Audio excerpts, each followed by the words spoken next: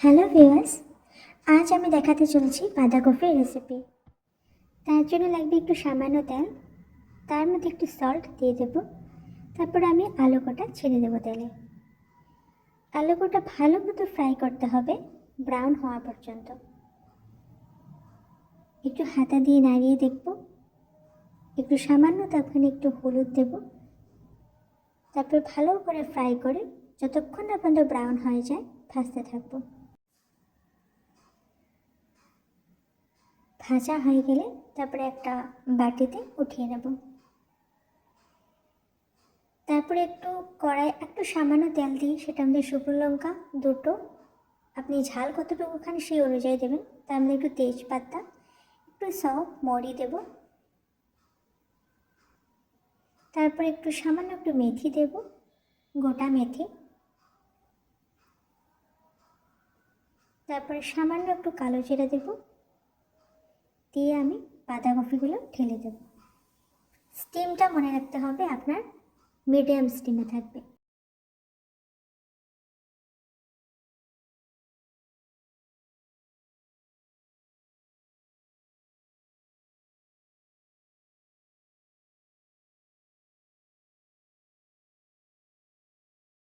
যদি আমার ভিডিওটা ভালো লাগে তাহলে আপনি লাইক, শেয়ার অ্যান্ড সাবস্ক্রাইব করতে ভুলবেন না। আর আমার লং ভিডিওতে ওখানে ডিটেলসে আপনার আছে, সেখানে গিয়ে আপনি চেক করতে পারবেন।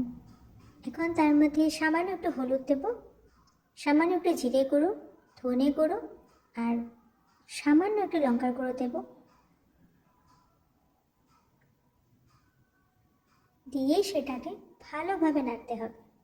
পুরো যেন মশলাগুলো, যত আমি গুঁড়ো মশলা দিয়েছি সম্পূর্ণ যেন বাঁধাকপিতে মিক্স হয়ে যায়।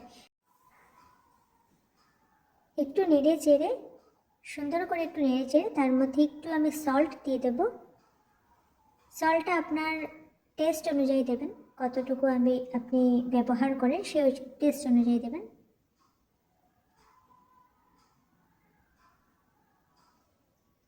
সল্ট দেওয়ার পর তারপর ভালো করে একটু নাড়াচাড়া করব। তাতে একটু সামান্য একটু আদা আপনি গ্রেট করেও দিতে পারেন বা পেস্ট করেও দিতে পারেন। তারপর এইভাবে নাড়তে নাড়তে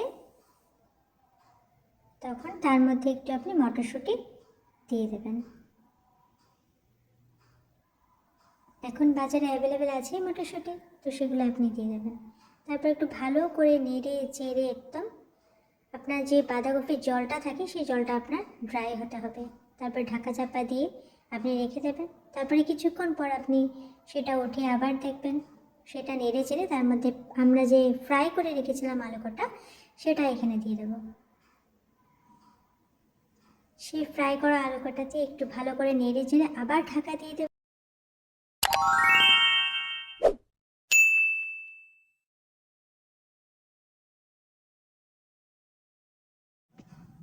তারপর আমি ওটাতে একটা টমেটো দিয়েছি এখানে, সেটাকে চারফালা করে দিয়েছি।